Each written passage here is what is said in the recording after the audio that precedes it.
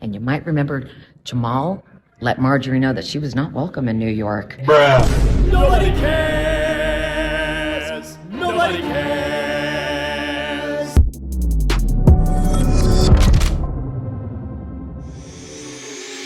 What's up, guys? It's your boy, Benny. A good piece of advice that was given to me a long time ago about the nature of politics is what's occurring on a college campus is eventually going to move into the halls of Congress. And so those clips of like irrational libs screaming at the top of their lungs, incapable of argument and civil discourse, that happens on the college campus all day. They flip tables, they scream, they yell, they cry. That's now coming to Congress, and it's happening fast and furious. Ladies and gentlemen, we have, for your viewing pleasure, the most interesting of grudge matches between Jamal Bowman and Marjorie Taylor Greene.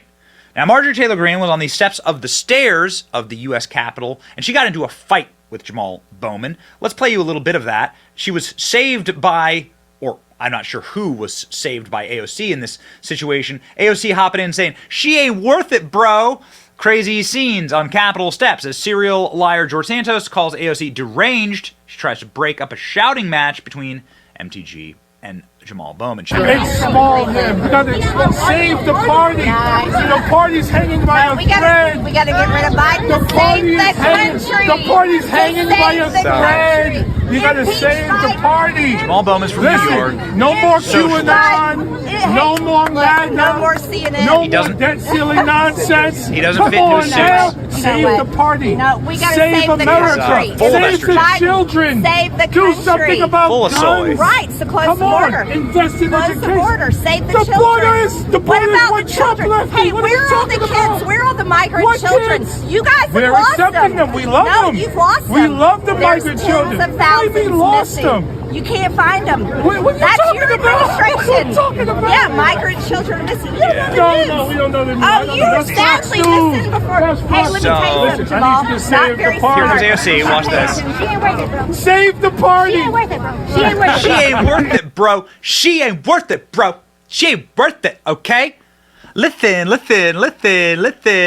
AOC comes in. Let me tell you something. You're not very smart. Marjorie Taylor Greene destroys Democrat lawmaker right on the Capitol steps. Sends him into a screaming meltdown, which is the way that I see it, man, because I got to tell you, this was a big L for Jamal Bowman. But Jamal Bowman has a very specific style of arguing, which is just what you see on college campuses. Screaming like a lunatic into the faces of the people who oppose him, and that's that. That's the end of the argument. It's funny. It's like abusive relationships, right? This is what's always in the divorce filings. Well, Marjorie Taylor Greene, because the Republicans hold the gavel, had a press conference about this and talked about this exchange and said that she felt threatened.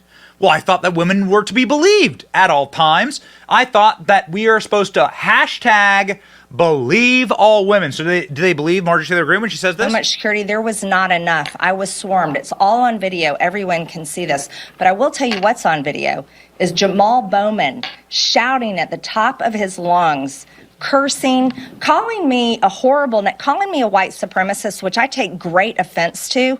That is like calling a person of color the N-word, which should never happen. Calling me a white supremacist is equal to that, and that is wrong. What do you think of that? Jamal Bowman was down there cursing at me, telling me to get the F out of there, and he was leading the mob right outside the vehicle I was sitting in. We have this all on video. And then on the Capitol steps yesterday, he was the one that approached me. Even CNN reported that. Yelling, shouting, raising his voice. He has aggressive his physical mannerisms are aggressive, and he just recently shoved Thomas Massey just outside the House chamber. I think there's a lot of concern about Jamal Bowman. So, and I am concerned about it. I feel threatened by him. He not only led a mob there, but his boisterous lies. And I'll tell you another thing he said outside there. He was saying, save your party. I kept telling him, no, save the country. It's not about political parties. We shouldn't care about political parties. We should care about the country. Because no matter what our political beliefs are, Jamal Bowman, I don't know what his political beliefs are. I know what mine are. But we both swore an oath to serve the country here in Congress as representatives. So I am very concerned about Jamal Bowman, and he's someone that people should watch. So the left is predictably losing their minds and having a psychotic meltdown over Marjorie Taylor Greene, a woman, remember, hashtag believe all women, saying that she felt threatened by Jamal Bowman getting up in her face. Jamal Bowman responding, saying, white supremacists like Marjorie Taylor Greene use racist dog whistles to characterize outspoken, passionate black men like me, as threatening, but I won't stop speaking truth to power. And then with a donation link. These people are such frauds. Now, you can go through Jamal Bowman's Twitter feed and you can check in and find that Jamal Bowman, this clearly like upset him that Marjorie Taylor Greene went out and said that she was threatened, because all Jamal Bowman keeps retweeting is videos and photos of like, no, we support Jamal Bowman. We support Jamal Bowman. He's such a nice guy. He's such a nice guy. He doesn't have any tendencies to lose his mind and freak out because he's clearly an unhealthy person who lives a sad, miserable life surrounded by the squad of other miserable, unhealthy, angry, vicious individuals. No. Look at him rage tweeting all of his defenses. Rage tweeting all of his defenses against Marjorie Taylor Greene. Well, unfortunately for Jamal Bowman, there is clip after clip after clip of Jamal Bowman effectively like getting in people's faces in Congress, screaming at them, yelling at them. Here's Steny Hoyer, a guy who has been around longer than Jamal Bowman's been alive, trying to get him out of the face of Thomas Massey. Jamal Bowman going out and in case you're wondering if this is a racial thing, here he is going after Byron Donalds from Florida, who's a Republican, screaming in his face, laying hands on him, as it were, getting defensive, yelling, screaming. This guy does this all the time. This is the thing he does. I have the sound off on these clips because he's so obnoxious and he's so annoying. This was him out apparently wearing the John Fetterman uniform out front of the courthouse when Donald Trump was being arraigned, and just time and time again he's like out screaming and getting in people's faces that he disagrees with. This is what the guy does. So I think that Marjorie Taylor Greene has every right to say like this guy absolutely does not follow the conduct of Congress, and maybe there's a greater conversation to be had about this. Matt Walsh tangentially saying that Karen is a racial slur. So Marjorie Taylor Greene saying white supremacist is a racial slur and should be constituted as the N-word. What do you think about that? Let me know in the comment section. Matt Walsh saying if I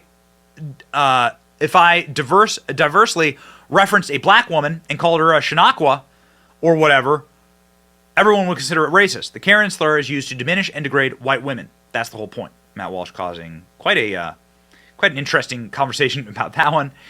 Ladies and gentlemen, the pushback is here. When you make words meaningless, when you make attacks meaningless, when you put the theater kids in Congress, the super creepy and mentally disturbed theater kids, and you give them the power of Congress and a bunch of TV cameras, expect, well, theater.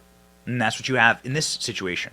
Also, conversely, when you reduce the words white supremacist and racist and anti-Semitic or whatever medic or whatever adjective you want, when you reduce those words down to simply a political attack on people I don't like, when that means racist means person I don't like, person that doesn't agree with my policies, well then you actually atomize the value of that word at all. And then there's like really no then you like reduce the actual value and meaning of the term.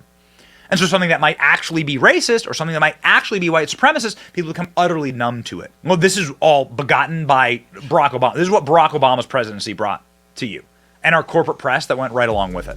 It has brought to you the atomization of like words that should have meaning in society that have just been used as political slurs. That meaning person that doesn't agree with me. Really bad. Really bad. We try as hard as we can not to do it on this program and to unveil for you and your viewing pleasure the state of Congress right now, run by the theater kids. For a better America and to end communism, like, share, and subscribe. It's your boy Benny. See you.